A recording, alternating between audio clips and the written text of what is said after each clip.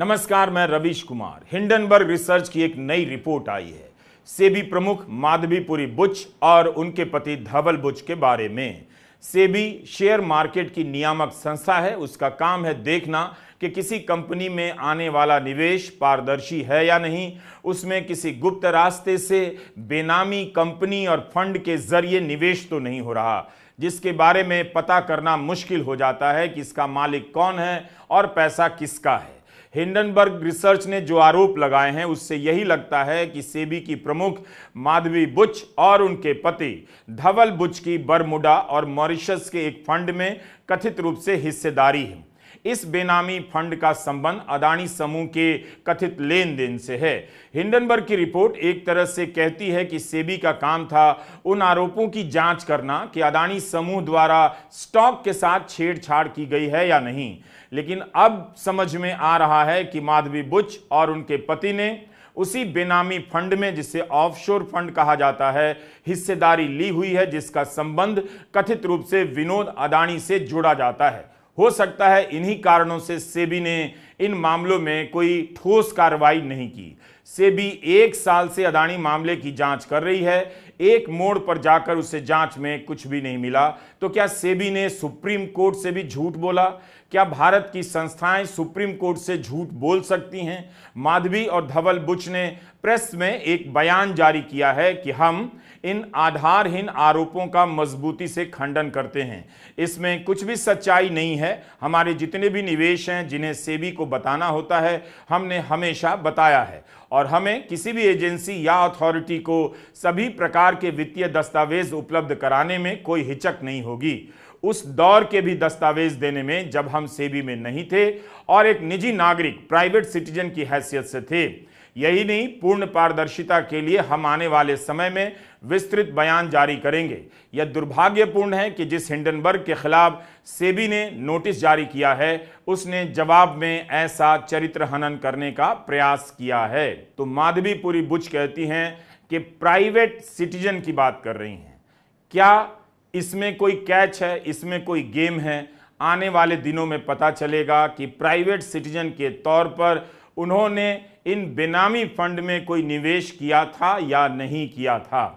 उनका खंडन आ गया है। जिन पर आरोप लगा है उन्हीं का खंडन है। जांच तो हुई नहीं।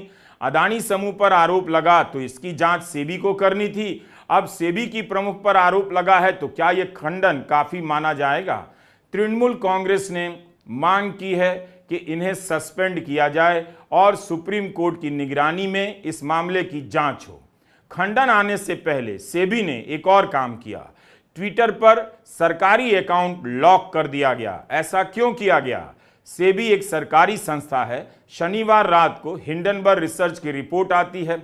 जिन पर आरोप लगा है उनका खंडन है। अदानी समूह पर आरोप लगा तो इसकी जांच सेबी को करनी थी।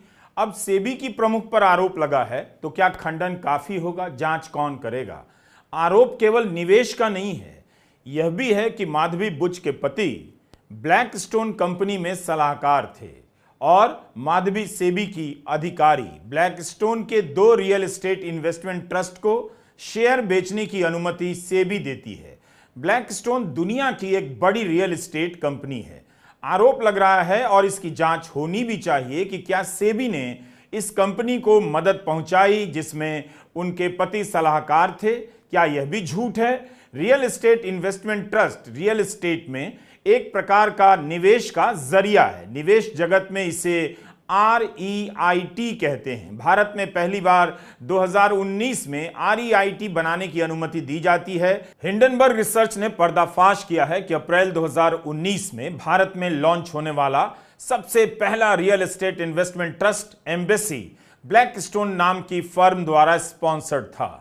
इस ब्लैकस्टोन को 3 महीने बाद धवल बुच ने वरिष्ठ सलाहकार के तौर पर ज्वाइन किया।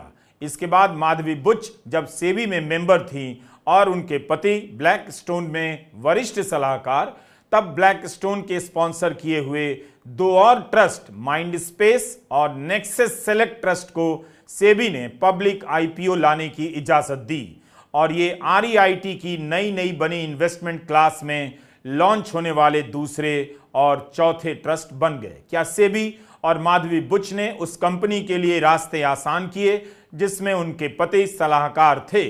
कई कॉन्फ्रेंस में माधवी बुच ने जोर देकर कहा है, REIT मेरा favourite product of the future है, यानी REIT में निवेश करने के लिए प्रोत्साहित कर रही थी, वो भी सेबी प्रमुख होते हुए। लेकिन उस वक्त क्या यह बताया गया कि अगर आप REIT में निवेश करेंगे तो उस कंपनी को भी फायदा होगा जिसमें उनके पति सलाहकार हैं। अब इस बात की जांच तो केवल 2-3 घंटे में हो सकती है और सही निकलने पर माधवी बुच का इस्तीफा हो सकता है। अगर यह सही हुआ तो इसका मतलब सेबी की कोई साख नहीं बची। इस संस्था को कोई भी अपने हिसाब से मैनेज कर रहा होगा और न जाने कितने लोगों ने मैनेज कर लूटा होगा। इसलिए इसकी जांच 3 घंटे में हो जानी चाहिए कि माधवी बुच के पति ब्लैकस्टोन में सलाहकार थे और उस वक्त माधवी बुच ने ब्लैकस्टोन के 2 REIT को मंजूरी दी थी। माधवी और धवल बुच ने जो बयान जारी किए हैं उसमें इन बातों पर सफाई नहीं है। अगर यह बात सही भी है तो यह हितों के टकराव का भयंकर और आपराधिक मामला है। खंडन आने से पहले सेबी ने ट्विटर पर अपना अकाउंट क्यों लॉक किया, यह भी बड़ा सवाल है। सेबी एक सरकारी संस्था है और शनिवार को रिपोर्ट आती है और उसका ट्विटर अकाउंट लॉक कर दिया जाता है ताकि जनता उसके ट्वीट ना पढ़ सके या उसके ट्वीट पर अपनी बात ना लिख सके। यह किसके आदेश पर किया गया था कि मोदी अडानी भाई भाई देश बेच के खाई मलाई? क्योंकि 18 महीने पहले हिंडनबर्ग की एक रिपोर्ट आई जिससे पूरा देश और पूरी दुनिया अचंभित रह गए। वो रिपोर्ट क्या कह रही थी? वो रिपोर्ट यह कह रही थी कि दुनिया के तमाम घोटालेबाजों को इकट्ठा करके भारत से मनी लॉन्ड्रिंग करके अडानी ने हजारों करोड़ रुपए मॉरिशस में फर्जी कंपनियां बना के चैन चुंग लिंग, नासिर अली, इन लोगों के माध्यम से फर्जी कंपनियां बना के हजारों करोड़ रुपए लगाया और उन्हीं कंपनियों के जरिए गौतम अडानी का भाई विनोद अडानी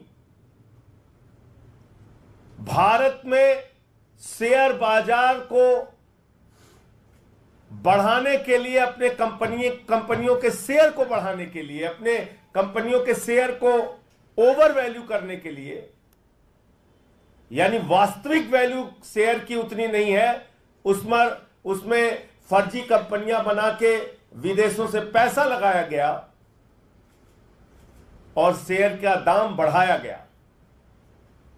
वास्तविक दाम शेयर का उतना नहीं है, लेकिन बाहर से फर्जी कंपनियां बना के विनोद अडानी के माध्यम से हजारों करोड़ रुपए हिंदुस्तान में अडानी की कंपनी में लगाया गया, उसके शेयर का दाम बढ़ाया गया और जब हिंदुस्तान के छोटे निवेशक, आम आदमी, मिडिल क्लास के लोग उस शेयर को बढ़े दामों पे खरीदते हैं तो कुछ दिन बाद वो शेयर की वैल्यू जब घटती है तो उनका पैसा डूब जाता है। माधवी बुच ने कहा है कि कोई भी एजेंसी उनसे जो भी दस्तावेज मांगेगी वो उसे उपलब्ध करा देगी।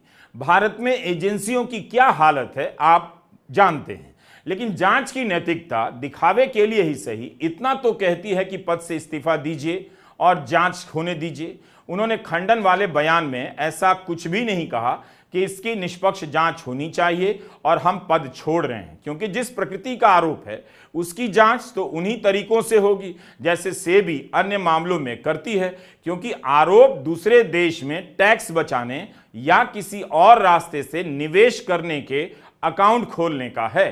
भारतीय समय के अनुसार हिंडनबर्ग ने सुबह 5:30 बजे ही ट्वीट कर दिया कि भारत से जुड़ी एक बड़ी खबर आने वाली है, तो बहुत अधिक हंगामा नहीं हुआ, लोग मगर इंतजार जरूर करते रहे। इस सवाल और संदेह के साथ कि 1.5 साल से इस देश ने हिंडनबर्ग रिसर्च की रिपोर्ट को लेकर कितना कुछ देखा, अब इसके पास ऐसा क्या नया होगा जिससे हैरानी होगी, सनसनी होगी या कोई बड़ा मामला सामने आएगा। कुछ भी तो नहीं हुआ। सुप्रीम कोर्ट में सुनवाई चलती रही। राहुल गांधी ने हर रैली, हर भाषण में अदानी समूह पर आरोप लगाया।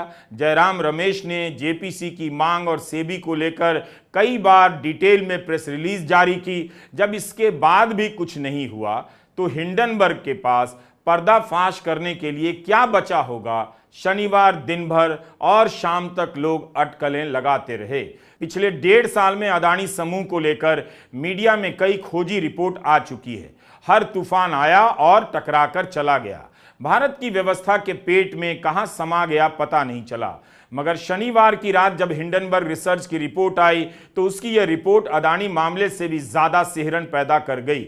सेबी की चीफ, जिसका काम है कंपनियों के हिसाब किताब और लेन देन पर नजर रखना, कहां से पैसा लगाया जा रहा है, लगाने वाला कौन है, इसका पता रखना, उसी की मुखिया की भूमिका पर बड़ा सवाल उठ गया। हिंडनबर्ग के नए खुलासे के बाद कई नए सवाल आते हैं। सवाल ये आता है कि क्या भारत सरकार को या प्रधानमंत्री कार्यालय को या वित्त मंत्री को माधवीपुरी बुच और उनके पति की ऑफशोर कंपनीज की इन्वेस्टमेंट्स के बारे में कुछ पता नहीं था? अगर पता नहीं था तो इससे बड़ी विफलता और क्या हो सकती है, इससे बड़ी कमजोरी एक सरकार की और क्या हो सकती है? और अगर पता था तो क्या सरकार के ये आला लोग, भले वो प्रधानमंत्री कार्यालय हो या वित्त मंत्री कार्यालय हो, इसी षड्यंत्र का हिस्सा हैं? गौतम अडानी जी की कंपनियों में, ऑफशोर कंपनियों में सेबी की चेयरमैन और उनके पति की इन्वेस्टमेंट्स हो और भारत सरकार फिर भी उनको सेबी का चेयरपर्सन बनाए। बताइए, सवाल उठते हैं या नहीं उठते? इसलिए हम जेपीसी की मांग करते हैं। जेपीसी के बगैर इन सवालों के जवाब नहीं मिल सकते। सेबी ने हिंडनबर्ग को नोटिस भेजकर जवाब मांगा था। जुलाई महीने में हिंडनबर्ग ने उस जवाब को सार्वजनिक ही कर दिया और कह दिया कि हम यह इसलिए कर रहे हैं क्योंकि हमें लगता है ये बकवास है, पहले से तय उद्देश्य के लिए किया गया है और उन लोगों को चुप कराने और धमकाने के लिए किया गया है जो भारत के सबसे ताकतवर लोगों के भ्रष्टाचार और फ्रॉड की पोल खोल रहे हैं। आप 2 जुलाई का हमारा वीडियो देख सकते हैं। जुलाई के नोटिस वाले प्रसंग के समय पत्रकार सुगता घोष ने इकोनॉमिक टाइम्स में लिखा कि इस घटना के साथ यह कहानी अदानी से भी आगे चली जाती है। अब यह हिंडनबर्ग और सेबी के बीच की लड़ाई बन गई है जो पब्लिक में सबके सामने हो रही है। शायद सेबी ने चाहा होगा कि यह मामला चुपचाप खत्म हो जाए, मगर पूरी कहानी फिर से हमारे बीच आ खड़ी हुई है। क्या माधवीपुरी बुच इस्तीफा देंगी या केवल सफाई देने की औपचारिकता निभाकर प्रमुख बनी रहेंगी? उन पर आरोप एक नहीं कई हैं। जुलाई के महीने में ही इस्तीफा मांगा जा रहा था। माधवी बुच जब तक इस पद पर हैं, अदानी मामले में निष्पक्ष जांच को लेकर सवाल उठते रहेंगे और अब खुद उन पर गंभीर आरोप लगे हैं तो उनकी जांच बिना इस्तीफा दिए कैसे होगी? जनवरी 2023 में हिंडनबर्ग रिसर्च की रिपोर्ट आई थी। हर समय आप नहीं कह सकते कि हिंडनबर्ग अस्थिरता पैदा करना चाहता है ताकि शेयरों के दाम गिरे, कम दाम में खरीद कर फिर वो मुनाफा कमाना चाहता है। इसलिए बार बार साजिश वाली थ्योरी का कोई मतलब नहीं कि कोई अदृश्य हाथ भारत के बिजनेस को अस्थिर करना चाहता है। ऐसा अगर कोई अदृश्य हाथ है तब फिर सरकार ने जेपीसी की मांग क्यों नहीं मानी? ऐसा कुछ करती सरकार जिससे मिल्क का मिल्क एंड वाटर का वाटर हो जाता। 1.5 साल में भारत सरकार की कोई भी एजेंसी इसका पर्दाफाश नहीं कर पाई कि हिंडनबर्ग रिसर्च फ्रॉड है। कहीं ऐसा तो नहीं कि विदेशी हाथ का हवा खड़ा करने वाले अपने ही हाथ को अदृश्य बता रहे हैं? क्या मोदी सरकार अब सेबी चीफ के साथ खड़ी नजर आएगी? ऑफशोर का मतलब आप समझते होंगे, बेनामी ही समझिए। ऐसी कंपनी जो देश के बाहर पंजीकृत होती है, जिसका मालिक कौन है पता नहीं, जिसमें पैसा किसका लगा है पता नहीं। ऑफशोर शब्द का यह मतलब मात्र 54 साल पुराना है। विदेशों में कंपनी बनाकर टैक्स का पैसा बचाने के लिए यह सब खेल खेला जाने लगा। इतना ज्यादा बढ़ गया कि 1969 में ऑफशोर शब्द का यह मतलब ऑक्सफोर्ड इंग्लिश डिक्शनरी में अलग से दर्ज कर लिया गया। हिंडनबर्ग रिसर्च ने अपने रिपोर्ट में लिखा है कि अदानी समूह को नियामक संस्था का डर नहीं रहता। उसके इस आत्मविश्वास को सिर्फ सेबी की चीफ माधवी बुच और समूह के रिश्तों से ही समझा जा सकता है। हमें भी तब पता नहीं था कि मौजूदा सेबी चीफ माधवी बुच और उनके पति धवल बुच ने उसी बरमुडा और मॉरिशस के फंड में छिपकर हिस्सेदारी ली हुई है, जिसका कथित रूप से इस्तेमाल गौतम अडानी के बड़े भाई विनोद अडानी ने किया है। सिंगापुर में 5 जून 2015 को माधवी और धवल बुच ने IPE प्लस फंड 1 के साथ अपना अकाउंट खोला। इंडिया इन्फोलाइन नाम की फाइनेंशियल कंपनी में इसकी जानकारी मौजूद है। इसमें लिखा है कि बुच दंपति की आमदनी का जरिया वेतन बताया गया है। इंडिया इन्फोलाइन की जानकारी में लिखा है कि दोनों की नेटवर्थ $10 मिलियन की है, यानी भारतीय रुपए में 84 करोड़। इस अकाउंट के खोलने के 2 साल बाद अप्रैल 2017 में माधवी बुच को सेबी का पूर्णकालिक सदस्य बना दिया गया था। लिंक्डइन प्रोफाइल से यह सूचना मिलती है। यह नियुक्ति राजनीतिक तौर पर की जाती है, सेबी वित्त मंत्रालय के अधीन आती है। हिंडनबर्ग रिसर्च का दावा है कि सेबी में सदस्य बनाए जाने से कुछ सप्ताह पहले 22 मार्च 2017 को माधवी बुच के पति धवल बुच ने मॉरिशस के फंड प्रशासक ट्राइडेंट ट्रस्ट को ईमेल लिखा। इसका दस्तावेज हिंडन रिसर्च के पास है। यह email global dynamic opportunity fund GDOF में निवेश करने के लिए लिखा गया। इस पत्र में माधवी बुच के पति धवल बुच ने गुजारिश की कि इस अकाउंट को चलाने के लिए केवल उन्हीं को अधिकृत किया जाए। ऐसा लगता है कि राजनीतिक रूप से नियुक्ति के पहले यह पैसा वे अपनी पत्नी से अलग करना चाहते थे। 26 फरवरी 2018 को अकाउंट का स्टेटमेंट माधवी बुच के प्राइवेट मेल में जाता है। इसका भी डिटेल हिंडनबर्ग के पास है। यही वो फंड है जिसका कथित रूप से विनोद अडानी ने इस्तेमाल किया। उस समय बुच की हिस्सेदारी करीब $9.25 लाख की बताई गई है। इसके बाद 25 फरवरी 2018 को माधवी बुच ने इंडिया इन्फोलाइन को अपने निजी ईमेल आईडी से ईमेल भेजा और अपने पति के नाम पर बिजनेस करते हुए इस इकाई में मौजूद राशि को भुनाने की बात कही। यह जानकारी भी हिंडनबर्ग के पास विसल ब्लोअर द्वारा दिए गए दस्तावेजों में मौजूद है। याद रखिएगा, माधवी बुच पहली महिला थीं जिन्हें पूर्णकालिक सदस्य बनाया गया। बाद में 2 मार्च 2022 को उन्हें चेयरपर्सन बनाया गया। अप्रैल 2017 से 2022 के बीच सिंगापुर की एक ऑफशोर कंसल्टिंग फर्म अगोरा पार्टनर में माधवी 100% शेयर धारक थी।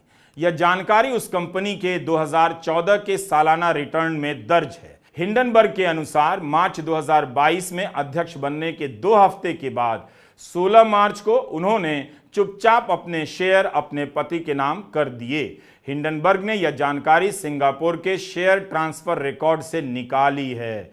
इसका मतलब है बतौर अध्यक्ष अपने कार्यकाल के शुरुआती 2 हफ्तों में इस कंपनी में उनका सीधा निवेश था, जिसे बाद में उन्होंने अपने पति के नाम कर दिया। मई 2013 में अगोरा एडवाइजरी नाम की एक कंसल्टेंसी कंपनी भारत में बनाई जाती है। आज की तारीख में माधवी बुच के पास इस कंपनी में 99% स्टेक है। उनके पति इसी कंपनी में निदेशक हैं।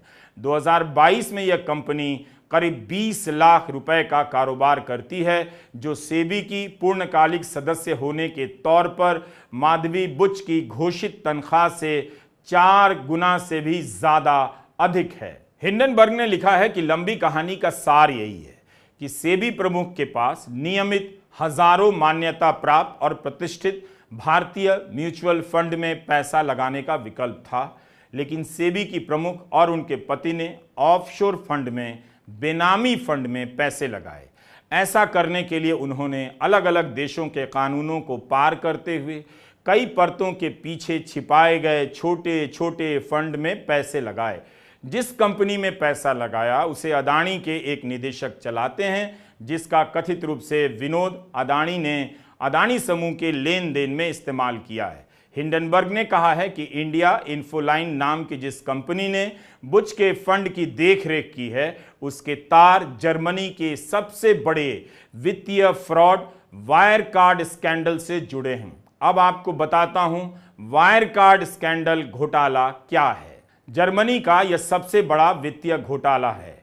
2016 में ज़टारा नाम के शॉर्ट सेलर ने अपनी रिपोर्ट में जर्मनी की पेमेंट कंपनी वायरकार्ड की पोल खोल दी। बताया कि इसके वरिष्ठ अधिकारियों ने मनी लॉन्ड्रिंग की है और मास्टर कार्ड, वीजा कार्ड के साथ फ्रॉड किया है। इस रिपोर्ट के बाद वायरकार्ड के फ्रॉड को लेकर मीडिया में कई और रिपोर्ट आती है। वायरकार्ड फाइनेंशियल टाइम्स के खिलाफ केस कर देती है, जो एक रिपोर्ट में दावा करती है कि कंपनी के एक निदेशक ने फ्रॉड किया है। यह वही फाइनेंशियल टाइम्स है जिसके स्तर का न्यूज़ चैनल अदानी भारत में बनाना चाहते थे। वही फाइनेंशियल टाइम्स जिसने अदानी समूह के बेनामी लेन देन पर अपनी रिपोर्ट को हटाने से मना कर दिया। वायरकार्ड की कहानी भी हिंडनबर्ग रिसर्च के बाद की कहानी से मिलती जुलती है। उस समय ज़टारा शॉर्ट सेलर ने रिपोर्ट प्रकाशित की।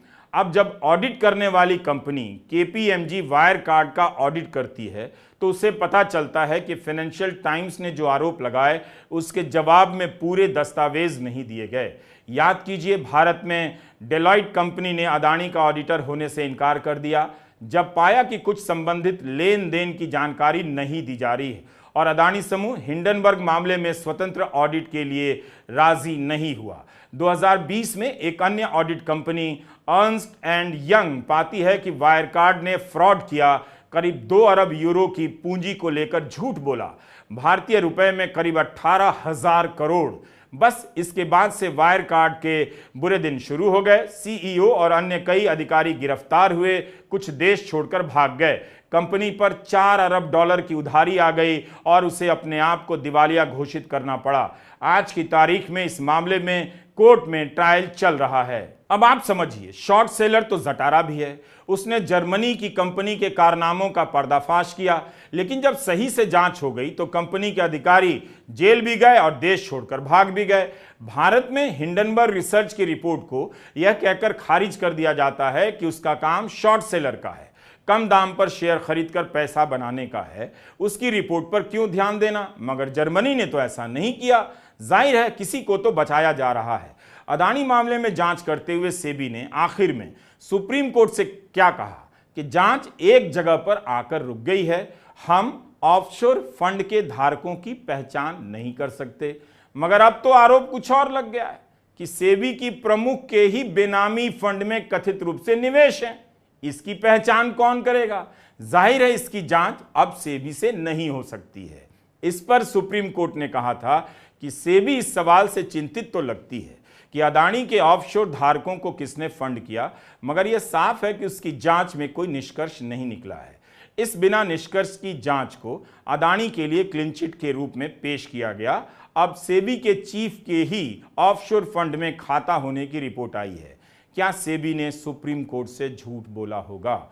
हिंडनबर्ग ने लिखा है कि अगर सेबी सच में ऑफशोर फंड धारकों को ढूंढना चाहती तो सेबी की अध्यक्ष को आईने में अपने आप को देखना चाहिए। हिंडनबर्ग ने लिखा है कि हमें इस बात पर कोई हैरानी नहीं है कि सेबी एक ऐसी जांच में आगे नहीं बढ़ना चाहती थी जो उसकी खुद की प्रमुख तक पहुंच जाती। कि हम ऐसे जुड़े 13 मामलों की जांच कर रहे हैं और ये कर रहे हैं, वो कर रहे हैं, और बाद में कह रहे हैं हमें पता नहीं है कि कहां तक ये जांच जाएगी। ये एक दिशाहीन जांच है। हुजूर कुछ गड़बड़ी तो हुई है, लेकिन हम बता नहीं सकते गड़बड़ी किसने की है।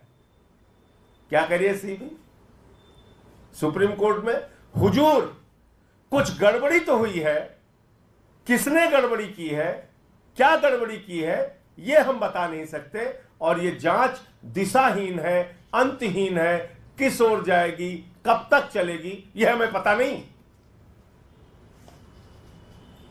तो क्यों बोला सेबी ने?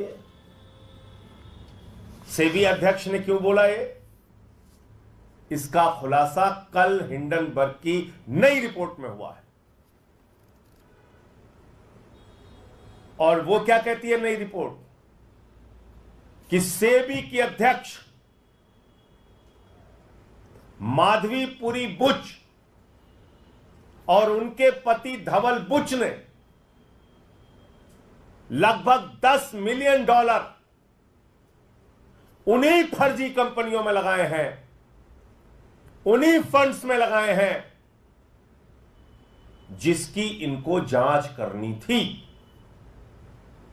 यानी जिस भ्रष्टाचार के मामले की जांच सेबी अध्यक्ष को करनी थी, वहीं पर इनका पैसा लगा हुआ है, वहीं पे इनका इन्वेस्टमेंट हुआ है लगभग $10 मिलियन। और ये एक विसिल ब्लोअर के माध्यम से इस बात का खुलासा हुआ। आप मुझे बताइए, जिन कंपनियों के, जिनके भ्रष्टाचार के, जिन मामलों की जांच स्वयं सेबी को करनी थी, अगर सुप्रीम कोर्ट ने कहा कि आप जांच करेंगे इसकी, तो माधवी बुच ने क्यों नहीं बताया कि हुजूर मैं जांच नहीं कर सकती, क्योंकि हमारा मामला, हमारा पैसा तो और हमारे पति का पैसा तो खुद ही इन फंड्स के ऊपर लगा हुआ है। हमेशा की तरह जुलाई की रिपोर्ट आने के बाद अदानी समूह ने खंडन कर दिया था। वो खंडन ना भी करें तो भी आप अपनी तरफ से खंडन कर दीजिए, आपके खंडन का कोई खंडन नहीं आएगा। 1 जुलाई 2024 को हिंडनबर्ग ने एक मुलाकात का हवाला दिया कि 2022 में गौतम अदानी 2 बार सेबी की अध्यक्ष से मिले थे। 12 अक्टूबर 2022 के हिंदू बिजनेस लाइन में पलक शाह की यह रिपोर्ट है, जिसके हेडलाइन में ही लिखा है, अदानी का सेबी के दफ्तर में जाना सरप्राइज विजिट था। पलक ने सूत्रों के हवाले से खबर लिखी कि 4 हफ्ते के भीतर 2 बार अदानी सेबी की तत्कालीन चीफ माधवी बुच से मिलने गए। रिपोर्ट के अनुसार ऐसा करने वाले वे पहले हाई प्रोफाइल बिजनेसमैन थे। हिंडनबर्ग ने लिखा है कि इनमें से एक मुलाकात अदानी समूह द्वारा 10.5 बिलियन की लागत से एसीसी और अंबुजा सीमेंट कंपनियों के सौदे को लेकर चर्चा के बारे में थी। रॉयटर्स के अनुसार इस सौदे में सेबी खास तौर पर सौदे को फंड करने के लिए इस्तेमाल हुए ऑफशोर स्पेशल पर्पस व्हीकल्स की जांच कर रही थी। बाद में ये ऑफशोर खाते कथित रूप से विनोद अदानी के बताए गए। ये आपकी जानकारी हमेशा ही सीमित रहेगी और भरमा दिया जाएगा। आंखों के सामने एक नाटक चल रहा है, मगर आपको इसकी खबर नहीं।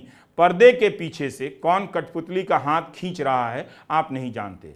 कठपुतली का नाच ही इतना सच है कि आप मान लेते हैं कि वो अपने आप नाच रही है, उसे कोई नचा नहीं रहा। हिंडनबर्ग ने लिखा है कि आज तक सेबी ने इंडिया इन्फोलाइन द्वारा चलाए जा रहे अदानी के अन्य संदेहास्पद शेयर धारकों की जांच नहीं की। इनके नाम हैं ईएम रिसर्जेंट फंड और इमर्जिंग इंडिया फोकस फंड्स। अपनी पहली रिपोर्ट में हिंडनबर्ग ने इन फंड की पहचान की थी। हिंडनबर्ग ने लिखा था, इन दोनों फंड की गतिविधियों से लगता है इन्होंने जाली तरीके से अदानी की कुछ लिस्टेड कंपनियों के दाम या वॉल्यूम बढ़ाए। बाद में इन दोनों फंड के बारे में फाइनेंशियल टाइम्स में भी एक रिपोर्ट आई। सवाल उठाया गया कि क्या अदानी ने इनका इस्तेमाल शेयर के दाम से छेड़छाड़ करने में किया होगा। आज तक सेबी ने इन दोनों फंड के खिलाफ कोई कार्रवाई नहीं की है। मामला जटिल लगता होगा, उलझा हुआ लगता होगा, मगर खिलाड़ियों के लिए ये सब काम बहुत आसान है। तृणमूल कांग्रेस की सांसद महुआ मोइत्रा ने लिखा है, यह सेबी के कॉन्फ्लिक्ट और कैप्चर दोनों की कहानी है। सेबी की अध्यक्ष अदानी समूह में गुप्त रूप से निवेशक हैं। अदानी के समधी सिरिल श्रॉफ सेबी की कॉरपोरेट गवर्नेंस कमेटी के सदस्य हैं। हैरानी नहीं है कि सेबी को भेजी गई शिकायतों पर कोई ध्यान नहीं देता है। महुआ मोइत्रा ने ईडी को टैग कर लिखा है कि क्या आप सेबी प्रमुख के खिलाफ मनी लॉन्ड्रिंग का केस दायर करने वाले हैं। तृणमूल के ही सांसद साकेत गोखले ने ट्वीट किया है कि यह रिपोर्ट इस बारे में भी गंभीर सवाल खड़े करती है कि आज तक सेबी की अध्यक्ष ने बीजेपी के कथित एग्जिट पोल स्कैम की जांच पड़ताल नहीं की। जबकि तृणमूल कांग्रेस ने अपना पक्ष रखा। इंडिया गठबंधन के सांसद सेबी के अधिकारियों से मुंबई में मिले। साकेत गोखले ने सवाल किया है कि क्या सेबी सच में स्वायत्त संस्था है भी। कांग्रेस महासचिव जयराम रमेश ने कहा है कि संसद 12 अगस्त तक चलने वाली थी, लेकिन अचानक इसे 9 अगस्त को अनिश्चित काल के लिए स्थगित कर दिया गया। अब समझ में आया कि क्यों किया गया। संजय सिंह ने भी यही सवाल किया है कि संसद का सत्र अचानक पहले क्यों स्थगित किया गया। अगर संसद स्थगित नहीं होती तो 12 अगस्त को इस मसले पर संसद के दोनों सदनों में हंगामा हो रहा होता। जयराम रमेश ने लिखा है, माधवी बुच और धवल बुच ने बरमूडा और मॉरिशस के बेनामी फंड में पैसा लगाया, जिसमें विनोद अदानी और उनके सहयोगी चांग चुंग लिंग और नासिर अली शाहबान अहली ने भी पैसा लगाया ताकि सेबी के नियमों और नजरों से बचकर अडानी समूह में हिस्सेदारी खरीदी जाए, पैसा बनाया जाए। मोटा मोटी बात यह है कि आप हम सब टैक्स देते हैं, पाई पाई का हिसाब सरकार को देते हैं, लेकिन ये लोग कितने साहसी हैं, किस आधार पर इतना बड़ा खेल खेल जाते हैं। टैक्स से बचने के लिए, पैसा छिपाने के लिए किसी दूसरे देश में खाता खोल लेते हैं। कब तक ऐसी रिपोर्ट को खंडन के नाम पर टाला जाएगा? इसकी जांच इस तरह से कब होगी कि सबका भरोसा बने? हर कुछ महीने पर इससे जुड़ी कोई रिपोर्ट आ जाती है, फिर भुला दिया जाता है। इस रिपोर्ट में काफ़ी कुछ है, हमने कुछ हिस्सा छोड़ा भी है, वैसे ही जैसे आपने नियति पर इस देश का हाल छोड़ दिया है कि अब यहाँ ऐसे लोगों का कुछ भी नहीं हो सकता। नमस्कार, मैं रवीश कुमार।